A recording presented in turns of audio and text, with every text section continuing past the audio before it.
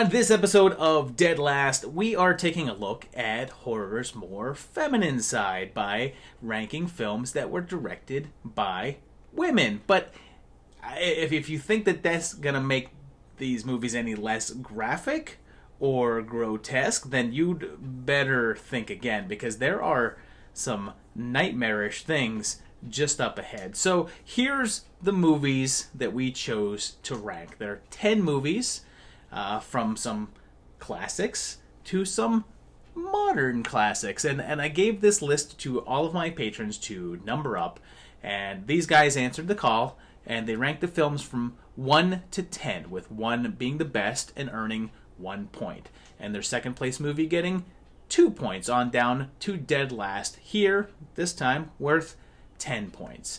And here with me today to discuss the rankings is my panel, and I'll probably get into some sort of trouble if I don't introduce my wife first, so I'm going to do that.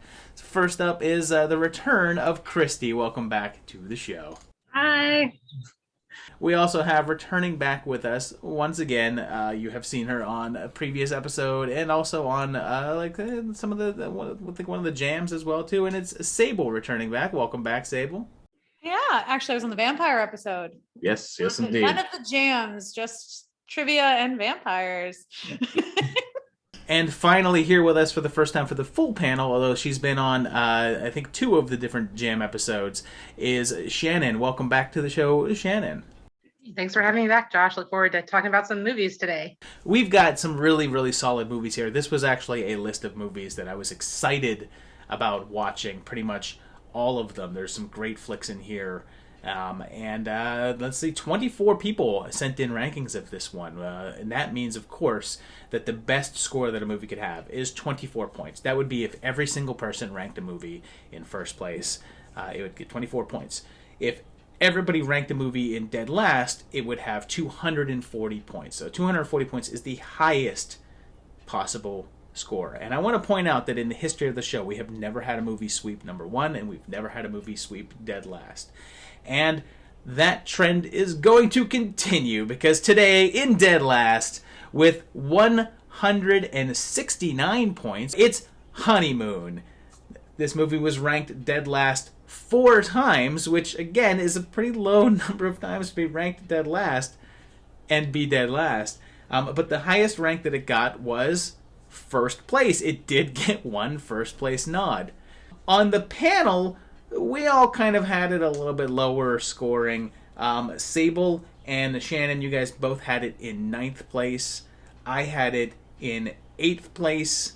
And Christy, you had it in 7th place. I don't hate this movie. It's very harmless, I guess is the way to say it. My biggest problem with this movie is that I feel it doesn't really have a lot new to say. It doesn't really feel like it's breaking any grounds with anything. It's a fairly standard story. I like the acting. I do wish that the leads had a little bit more chemistry together, and I feel as if the mystery of the ending reveal is not very surprising. But I do think that it's directed well. It does move. I don't feel as if it's terribly boring. It's fine. It's overall just a terribly fine movie. I certainly don't want to rank it higher than 8th place, but I definitely wouldn't want to give it my dead last. It's a bottle movie. So you really need to have, there's 4 actors pretty much in total in the movie. And you need to have people that work together and sound like they make sense. The problem is the lead actress is legitimately acting through an accent change, and it's not convincing. The movie itself is really beautifully directed. It's simple, it's clean, but like you said, nothing's reinventing the wheel here. I'd had a lot more hope for this movie, having kind of gone into it blind. I went into it having not really read too much about it outside of the basic description and seen some of the opening establishing shots. But outside of that, it just didn't do much for me.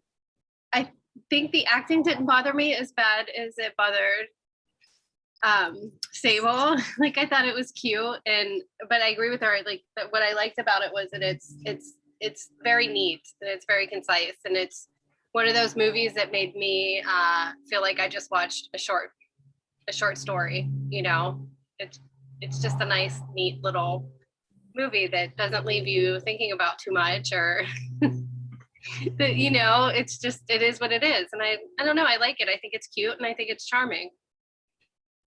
Yeah, no, I think again, it was beautifully shot. I liked parts of the chemistry between the actors. I agree that it wasn't as much as I was maybe hoping for. There were some pretty cool special effects, or practical effects rather than special effects, like with the skin kind of peeling and all of that. So those practical effects were actually really well done. I just felt like for about 30 minutes, I was just sitting there saying, is something gonna happen? Like I'm fine with like a slow build or slow burn, but I was just like, nothing really. You're just okay. You're just gonna walk around now. Okay. So there were a couple of times when I'm like, how much longer is this movie? So. All right, now moving on to number 9. Number 9 is with 162 points, so not a whole lot less points than our dead last movie, is Jennifer's Body. Which I thought was going to do better, but I'm glad that it did not. It was ranked dead last 3 times, and the highest rank that it got was second place, where it was ranked, 2 people ranked it in second place. The panel all seemed to have a fairly low opinion of it. Sable, you had it as your dead last. Me and Christy both had it in 9th place, so also very low scores. And Shannon, you actually had it the highest. You had it in 7th place, so I'd like to hear its plus sides. It started with a really good concept of more female empowerment and empowerment through sexuality and exploring these different ideas of attraction, and touched on some things I think at the time were probably a little less mainstream, which is probably why it wasn't received as well then too. I think there were a couple of fun scenes and interactions. So it's harmless, I guess, is the best way I can describe it. I wasn't bored during it, like checking my phone, wondering like how much longer do we have during this movie. So I don't know if that's the highest standard of rating for a movie, but I will say that was my main thing, is I was never bored at any point. I thought Amanda Strayfield, I don't remember how to say her name, played off really well as the kind of focus character, but not the main character. So I kind of liked that dichotomy in it. So I think harmless is a really good word to describe it. And I could see myself if it just happened to be on, I don't think I would be completely appalled that it existed. But the dialogue just really, really got me. I felt like it was so forced. But just God, like even at the end, when the one girl gets stabbed and she's like, no, your heart. It was just so annoying to me. Like, I don't know. It's just, that's really, really what got me. Like, I liked how it looked. And they're both like, you know, cute girls. And like Megan Fox looks really good in it. And her, like, I like the costuming, and like the band members are funny. Like they're fun, and, you know, like they nailed it with just like their douchiness. And I really wanted to like it more, but it just like irked me. It's just some of the lines were just so cringy to me. Here's the thing, when actors have to say lines in another language, like if you have an actor and they're speaking Chinese for a role or something like that, you can always feel the difference, because it's like they're speaking in a language that they're uncomfortable with, so it just sounds a little bit more wooden, a little bit more stilted. And I feel like Diablo Cody's dialogue feels like another language to me when characters are talking in her very specific style of dialogue. And it also sounds like every single character has the same writer. Like all the dialogue is all from one person. They're not a bunch of distinct characters. They're all the same characters. They're all the same character played by different actors. And also, it started to feel a little bit like Lord of the Rings with all of the endings. Like, pick an ending, go with it, please. If my eyes could bleed, this would be the movie that would have just kicked it off. because everything in this movie is just like a secondary drawing of a caricature. So it's not even a caricature artist doing it. But the movie itself just has so many confusing moments that I'm like, nobody sounds like this at all. I mean, I sound like I, fell out of a verbal diarrhea tree 90% of the time. I understand I am a verbal shotgun blast for a lot of people. And that's kind of the vibe that they're going for in this movie and almost all of Diablo Cody's movies.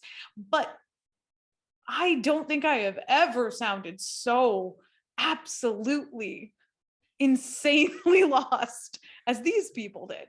I'm like, I don't even know what any of those words mean. That's just like, did you put your hand in like one of those word poetry bags that like, this is what I'm saying today? But yeah, no, I hate this movie.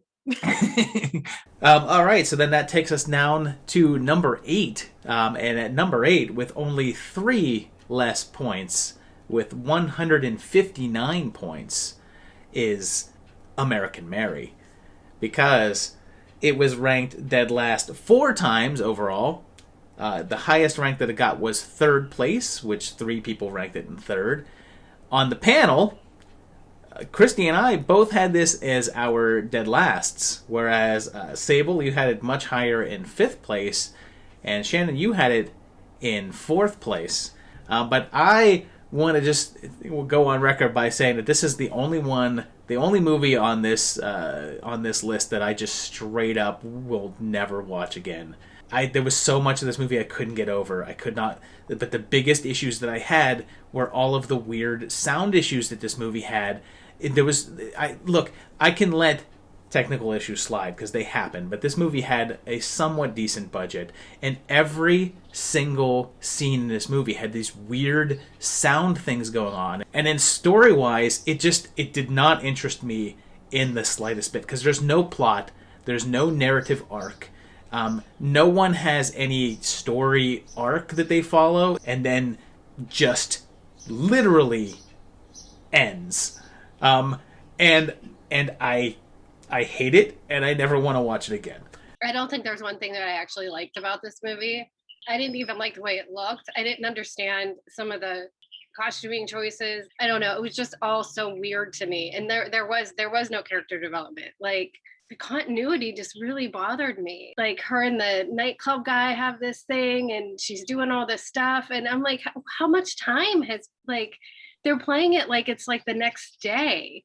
There was like no timeline I could follow with the things. And then the combinations of the 2 stories of the body dysmorphia and then what she had going on with the club stuff, like that stuff was disjointed. Like none of it fit.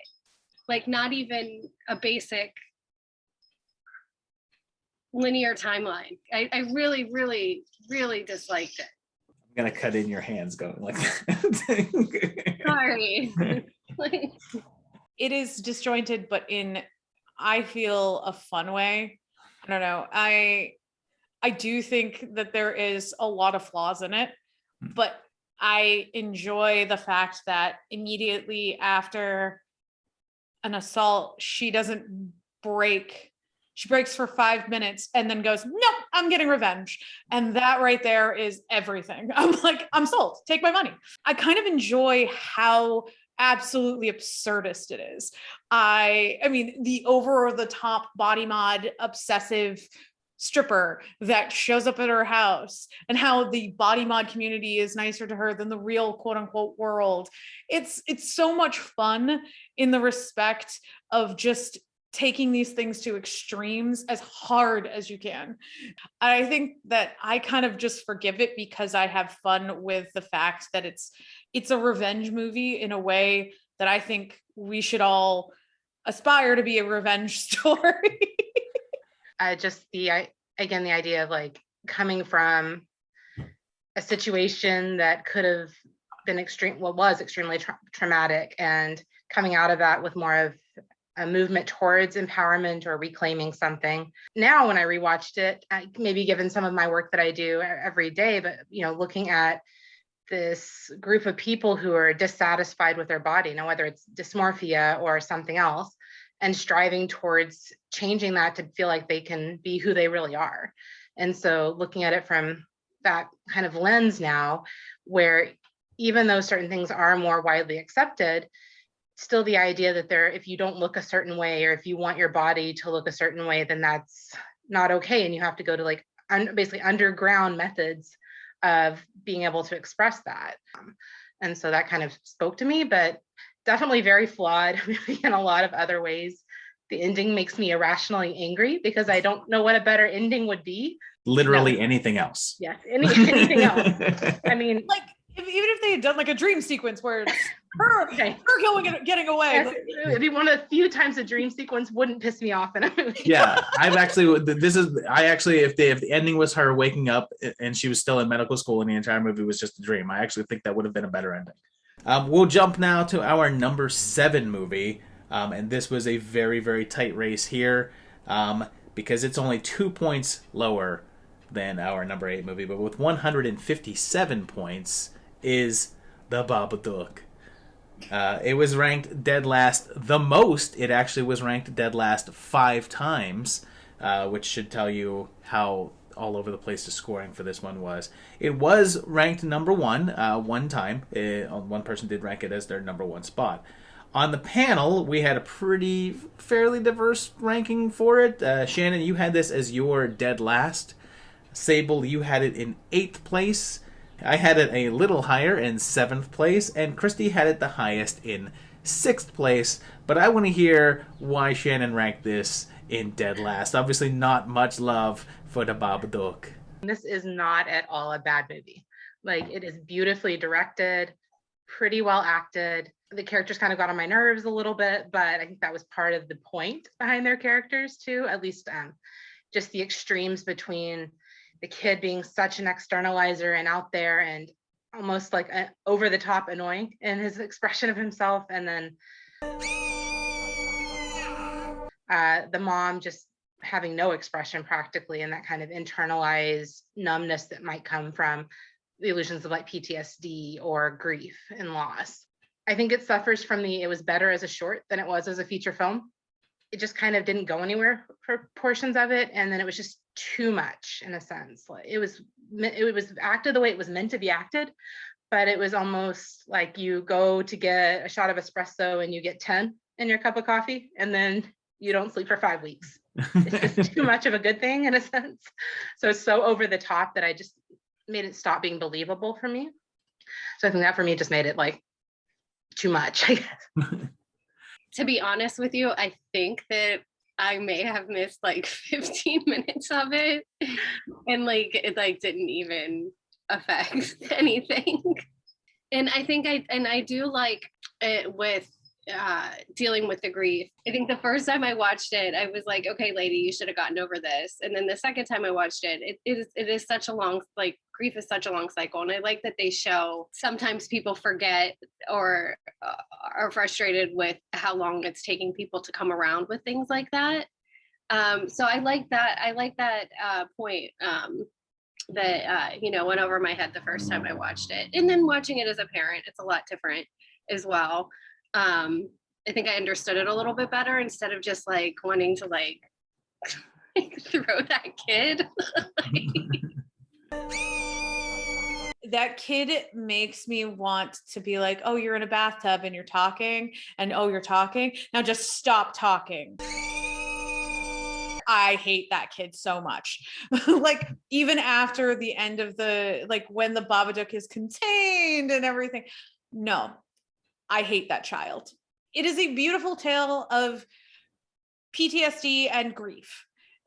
But it's such a literal interpretation to the point where they literally give you a boogeyman. It's so over the top and hammers things home. And I hate that. Like, it's a beautiful piece of cinema, and Essie Davis does the best she can with what's in front of her. And yes, I know the kid is supposed to be annoying, but he's doing his best too. But it's so literal, and I really wish they had gone a little more subtle with it. and maybe made the character trickle in like as action figures first and then a book, like something slower to pace it, and then have the Babadook just show up towards the end. But otherwise, I can't sit through that movie again. Here's the thing. The movie doesn't work if the kid's not that annoying.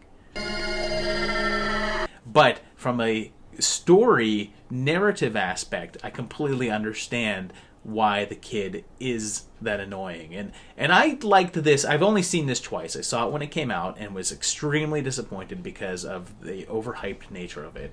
And I saw it for this rewatch, and I definitely appreciated it more. But I completely agree. It takes way too long to get to its point. It's far too drawn out. I also had seen the short that it was based on before seeing the movie. And I thought that it did a much better job of telling that same story in like 5 minutes. And I will say that every single scene with the Babadook in it is a complete flop. I think the representation of that character just does not work for me. It's too silly. It's too cartoonish. It doesn't work, though. I will state that I did have this in 8th place, though, and I advanced to 7th place based solely upon the mom's drop kick to open that door. We're going on now to our number 6 movie. Our number 6 movie is probably the first kind of jump in points because we've dropped down to 146 points now. And at number 6 is Blood Diner. It was ranked dead last twice, which makes me very sad. But it was ranked in first place one time. Somebody ranked Blood Diner as their number 1 movie, and that makes me very happy.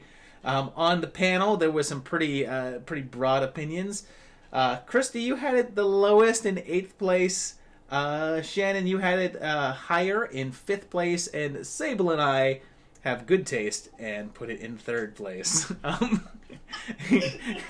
I want to start off by saying that I have no rational explanation why I love this movie so much. This movie's pure chaos. Jackie Kong just throws as much stuff up into the air as she possibly can, but somehow it all lands. Everything pays off.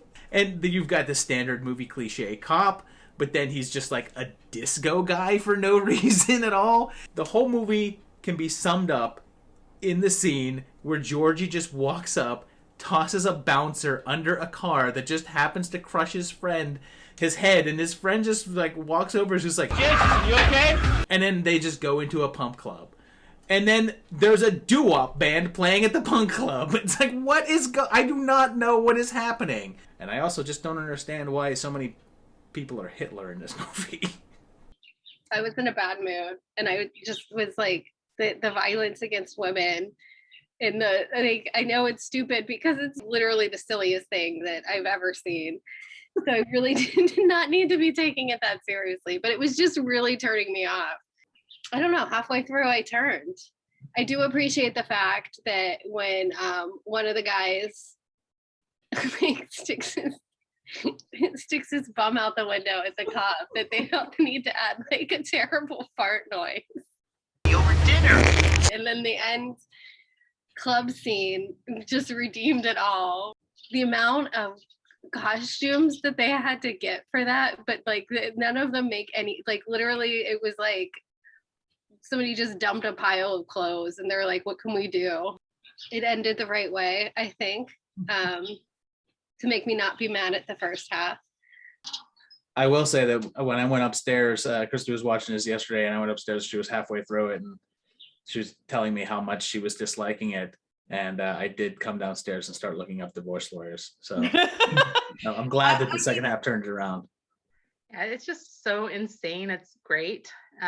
Everything is over the top, from this macho cop who sounds like he's been sucking on helium balloons to the costumes, everything. It's a lot of fun.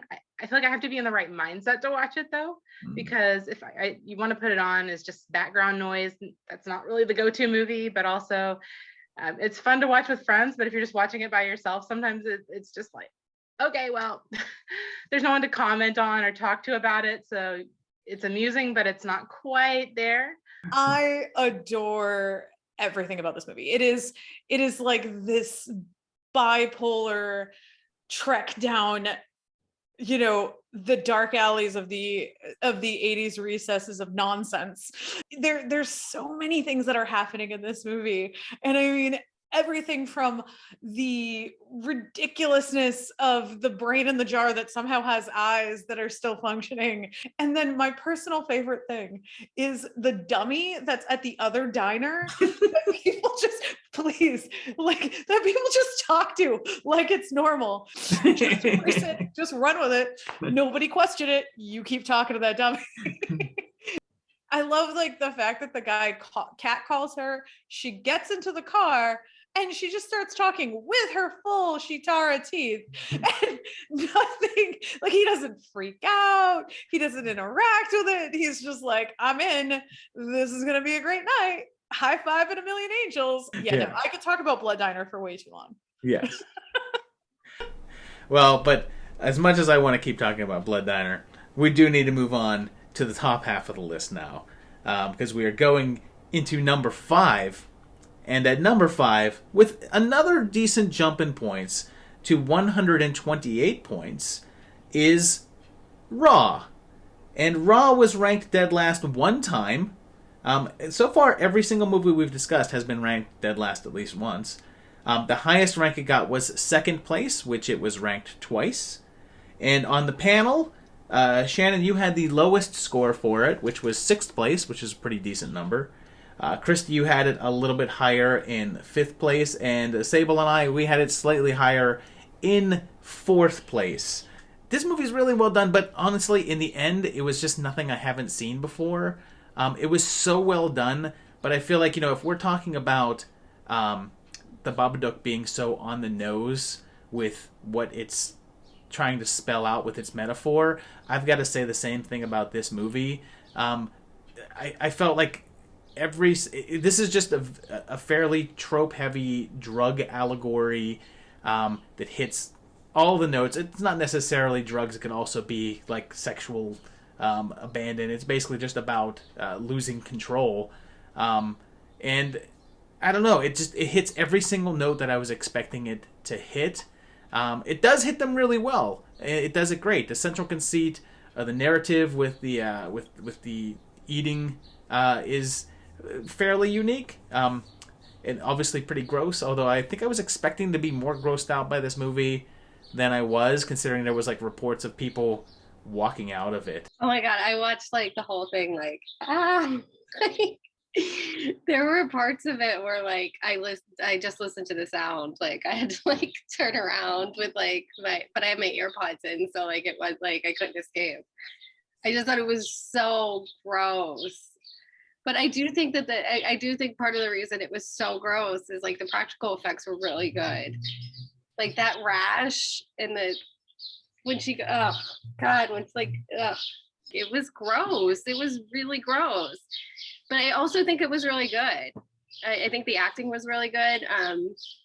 You know, anytime that I forget that I'm watching something with subtitles, it's a good job, because it has stayed with me with the grossness and the. It was very effective. It wouldn't be Christy on the panel if it weren't for the bird noises without bird noises in the background. The reason it didn't end up where I initially thought it would end up was really due to the fact that I think the world that's created is such a, we're going to call it blown out view of the real world. And it's meant to be. It's meant to invoke that disgusting reaction. It's meant to make your stomach turn at how their interaction is. Also, apparently, it contains the sharpest pair of scissors in existence. It's this visceral response.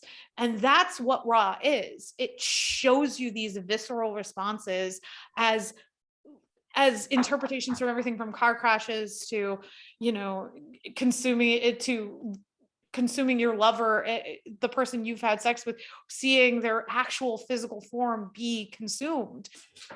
It's a beautiful piece of cinema, and I can't help but love it. And this is one where I think it was just where some of the other movies fell, more so than this being an actual sixth place. And I will say, beautifully shot, really well acted. I love some of the visuals in it. The practical effects are amazing. But I think going into it, not knowing anything really about it at all, other than some of the hype that I'd heard, it didn't quite live up to the hype. I do like the fact that the whole thing kind of came down to secret keeping in a sense, right?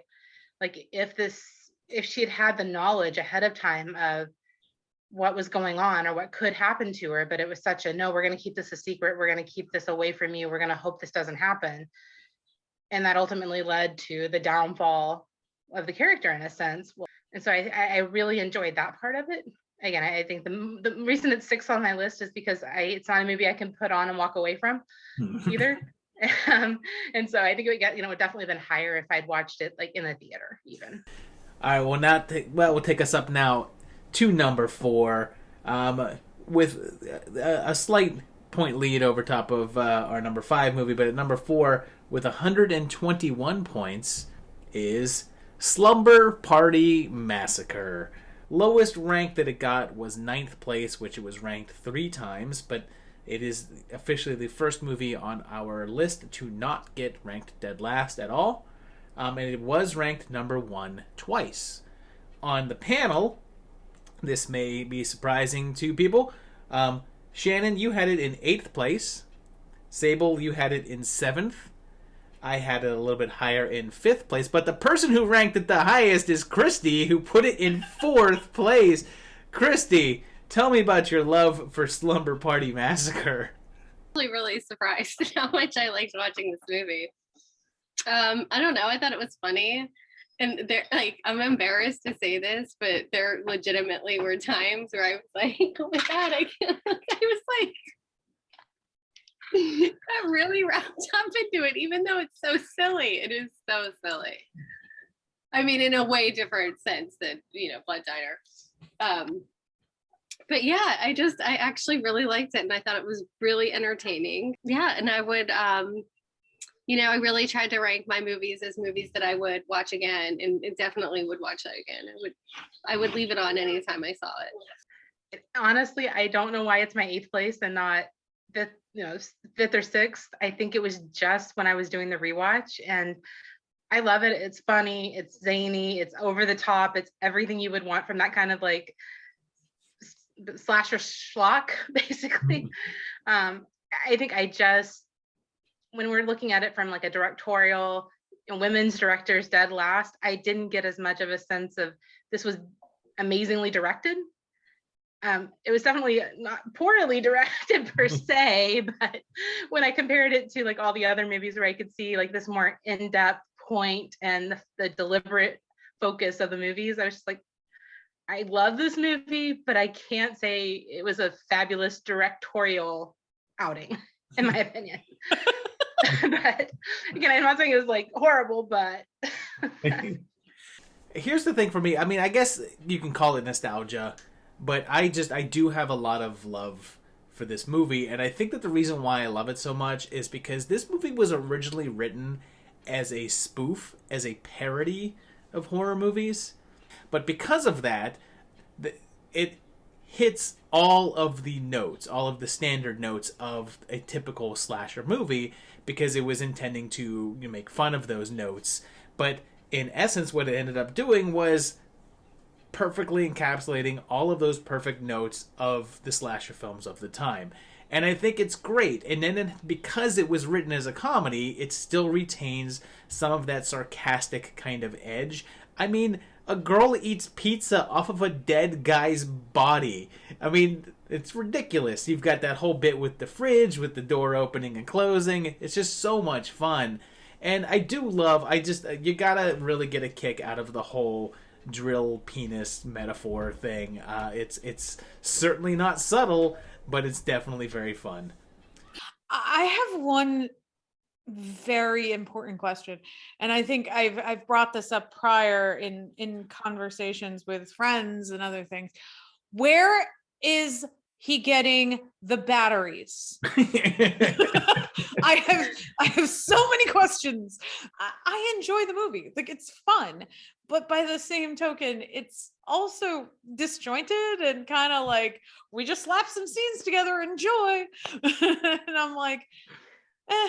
And also, does nobody in this neighborhood have ears? Like, are they living in a deaf neighborhood? But yeah, no, it's a fun movie. And I mean, Amy Holden Jones is the opener for a lot of women in horror. And I mean horror movies, not horror in general, because we wouldn't have horror without, of course, Mary Shelley. It's a fabulous movie, but it's definitely, when you compare and contrast it to the others on this list, I have to put it where I put it. All right, we go now to our top three, the big three, and coming in at 120 points, only 1 point higher than Slumber Party Massacre. And this was decided by Christy. Christy was the last one to send in the rankings, and this was a tie, and Christy decided to tie. So at number 3 with 120 points is The Love Witch, which was actually ranked dead last twice. It did get two dead last rankings, but it was ranked first place twice also. The panel had a much higher feeling about the movie, except I was the lowest. I gave it 6th place. Christy, you gave it 3rd place. Sable 2nd, and Shannon, this was your number 1.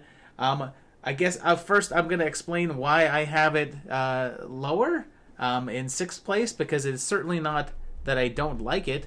I actually think that aesthetically, there's no competition between this and the other movies on this list. This is the prettiest movie on this list.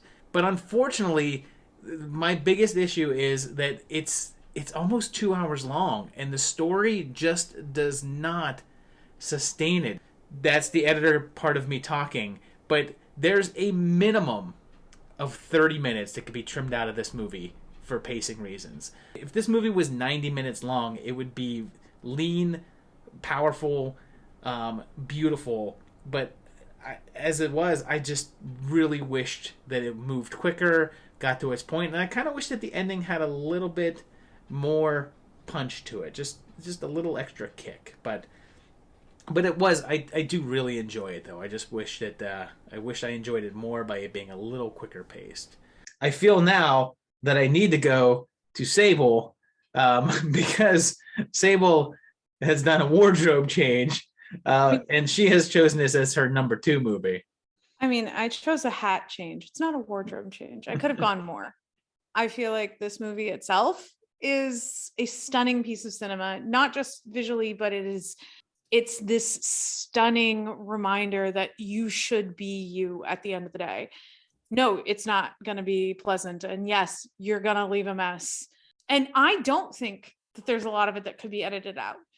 I think it's important to watch this shift in a person and how they interact and how they deal with the fact that they've got power. And it's a horror movie only in the respect that she kills people, not in the respect that any of what she's doing is horrible.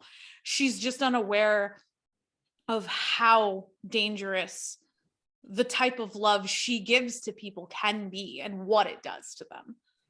Like, obviously the visuals are just like so crazy, and it's so pretty, and it like goes back to like one of my favorite times of movie making. And I know that it does lag a little bit, but that's how movies used to be. They were just slower paced. And I think it does a good job of being reminiscent of that.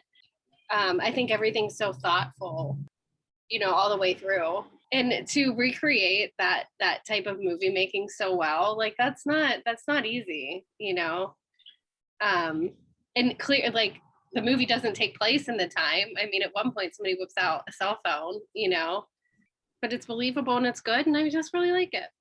Perfect timing. My black cat has decided to do this. I absolutely love this movie. I went into it completely blind, knowing nothing about it. Just the aesthetics were so beautiful. I love the way it was shot and the focus. And also I want to look up, so Samantha Robinson is just gorgeous, perfect fit. Even her look is very fitting for the time period that was captured in her scenes. So just very gorgeous woman who was able to capture that vibe so well. And so yeah, just so such a beautiful film, and so deliberate. I've used that a ton of times, but deliberately made. I think it really wasn't, to me, when I got out of it, I don't think I saw a horror movie except that people died. So yeah, that's why I put it, finally settled on it being my top spot. Is just, I think reading the director interview actually kind of topped it off for me with exactly how deliberate it was, besides being beautifully directed. Well, and that takes us to our number 2 movie, getting into the final 2 here. At number 2, with 102 points, pretty low score here, comes A Girl Walks Home Alone at Night, which was ranked dead last 3 times, which is fairly surprising, but it was ranked first place 7 times, which is pretty awesome score there. On the panel, there was a lot of love. Shannon, you had it the lowest, but the lowest is 3rd, and me and Christy both had it in 2nd place, and Sable, you had it in 1st place. It's beautifully made, beautifully shot. I love the themes. I love the acting. I just really, really enjoyed this movie. But what really pushed me over the top with it, what really pushed it up on my list was the soundtrack, where I was like, I need to download these songs. I really like, and it fits so well with the movie that I just really heightened the production value for me that didn't even need heightened, because it was so well shot, and I liked it that it did take place in a place that I wasn't very familiar with, but that didn't take away from it. Yeah, it was just a really well made movie. Beautiful movie. I love the black and white grayscale composite of it. I love how the characters were depicted, and a lot of it was, done just through body language and silence. The dialogue in this is pretty minimal overall compared to all the other movies, especially. Also, I found a couple of things in there funny that weren't supposed to be funny. I think the one scene I can think of specifically is at the end. They're driving off down this road, and the cat is just sitting in between them in the back. And I just died laughing, and I'm like, I'm not supposed to be laughing at this. But yeah, again, such a beautiful movie. My top 3 were definitely within 0.1 of each other in ratings. I was just like, I don't know how I'm going to decide this. If you make a black and white film, you're running the risk that if you don't do it right, it's just going to look like a color film without the color.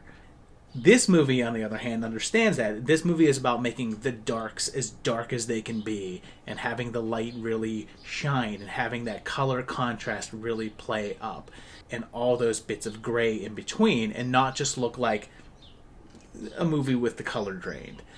Not only does that fit the aesthetic of the film, but it fits the overall theme of the film, with everything being in the shades of gray, because there's really not much in the way of a truly moral character in this movie. There's characters that are pretty darn close. And I mean, you've got a town that's called Bad City. I mean, obviously it's about morality. The only thing that kept it from being my number 1 was I did want a little bit more from the characters. I thought that the characters had some good bits, but I would have liked to have known a little bit more about them. But it's still, there's no way to not enjoy it. This movie has so many subtle homages to vampire movies. As she steps into the apartment of the drug dealer and she stares at him like Bela Lugosi in Dracula, and the mimicry that she does on the street, which is similar to Interview with a Vampire and the mimicking vampire. There's so many little things to show she's a predator in ways that are stunning. Like when she's dealing with the actual child and she's swaying her head and she has the headpiece on and her eyes are so large, she's actually doing a similar dance to what a cobra does. When you wipe away the language is something many of us have felt, You're trapped in a location. You feel like you can't win. You feel like you can't connect to anybody. The one person you connect with is possibly bad for you. But I've never felt so connected to people who I felt disconnected to at the same time. That takes us to our number one movie, topping the chart with probably one of the biggest blowouts that we've seen on Dead Last, because with 56 points, the highest scoring movie here is American Psycho. The lowest rank that it got was 7th place, which makes it one of only 2 movies on this entire roster that did not get ranked dead last at least one time. And it was ranked first 10 times. On the panel, Sable, you had it the lowest in 6th place. Shannon, you had it in 2nd place. And Christy and I had it at number 1 in 1st place. We'll go first to Sable to see why you had it the lowest out of us. I enjoy it, don't get me wrong, but comparatively to some of the rest of the stuff on this list, I was like, okay, it's American Psycho. Let's watch this again. I do enjoy the hidden vanity that is not just Patrick Bateman. I enjoy the subtlety of everyone's vanity. I mean, even down to Justin Theroux wearing contacts. Like that right there is something that's so specific to really sell home the 80s obsession with perfection. I don't think all of the pieces are there. I don't think that all of the attempts to really show that this is both it could be a psychosis, but the fact is everybody at the end seems more like they're hiding it for him versus a psychosis. It's not there, and it doesn't do it for me in the same way. I probably appreciated it more watching it now than when it first came out, just understanding some of the subtleties that were there, thinking about different elements that did look at, is this real or is this in his mind? Such as when Patrick Bateman's dragging the body through the lobby and you see like the blood trail behind him, and then you see an overhead shot and there's no blood. And the desk guard or whatever it is, the doorman, has no really response other than to look up and then look back down. So it's kind of, is this really in his head? Did this really even happen? Or is it just if you're a rich white male in the 80s, you could do whatever and people just kept their mouth shut? And I think the director for this definitely stated it was meant to be ambiguous. Was he really a killer? Was he not? But to make you think, and there were so many elements where you could be like, yes, he actually did those, but the other things I don't think he did. I think that's one of the reasons I really enjoyed this watch through, was just all of those little subtle nods I didn't have the wherewithal to catch the first time I watched it, but now, 10, 15 years later, I'm watching it, being able to actually see those nuances was really cool. What I found super interesting about it is just how ugly it was. Like, which, I mean, I don't know how you can make Justin Theroux seem unattractive, but they somehow made him look like Richard Nixon, which I don't. I think that in itself is a feat. I feel like they took in portraying the ugliness of the 80s, they actually picked the ugliest things of the 80s. Well, whether it was like Reese Witherspoon's like crazy wave hairstyle at that restaurant, or just the decor of things. It just, even the apartments that are supposed to be amazing, it's cold. You don't want to be there. Like, you don't want to be in this movie at all. I don't know. I also just really appreciate the cheesiness of the I have videos to return line. And I like that that's recurring. I really enjoyed it. What a difference that perspective makes, because I saw this movie when it came out, and when it came out, I think I saw it like 2 or 3 times, and I haven't seen it since. And this was like the first time I've seen this movie in a very long time. And when I saw this when I was younger, I thought that Patrick was like this cool, smooth dude, but he just happened to be psychotic. But he was sure charming, but he was also evil, and that's kind of depressing for past me, because now when I watch it, all I see is this whiny little crazy spoiled man boy who is just like an edgelord version of what a cool, smooth guy would be. And I love that, and I actually feel as if Christian Bale's performance of that is very nuanced, because it is on the edge of, like, is he a cool guy, or is he just what somebody's impression of a cool guy would be? And it just feels so desperate to me, and it's just so well done. This is clearly a performance movie, and Christian Bale's performance in it is top notch, and most of the performances in this movie are really great. But I do have one important question. What was Robert Smith doing at that restaurant? And then her boyfriend's stash.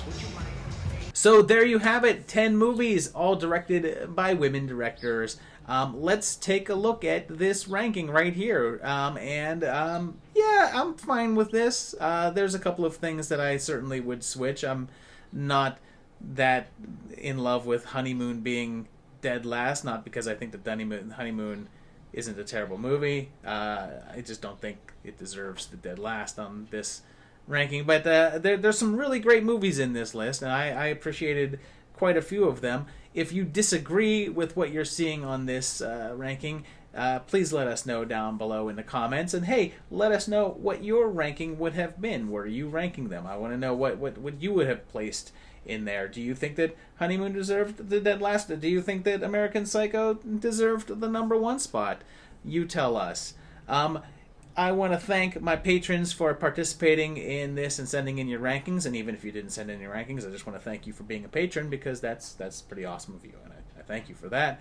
Of course, I want to thank my panel. Thank you guys for doing this. This is one of the final full panel episodes of Dead Last that there was going to be. Actually, this is the second to last panel episode. So you guys are at the ending of the panel era of Dead Last. We'll see what happens when it changes up. But thank you guys for watching this. Thank you guys for talking with me about these movies. And we will see you very shortly for another great episode. Thanks a lot, guys, and bye-bye.